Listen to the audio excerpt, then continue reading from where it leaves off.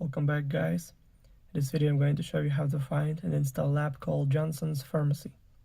So first thing first, open App Store. Just click on the blue icon right here on your home screen. Then make sure that you log in on your Apple ID account. Then click on the search button right here. And in the search bar, type in Johsons Pharmacy and go search right here.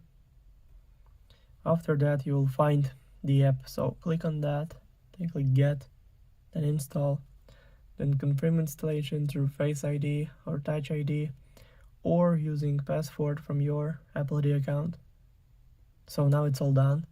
The app is 86.3 megabytes. Also, all links will be in the description of this video. Hope you guys enjoy. Thank you for watching. Please like and subscribe for more. Bye.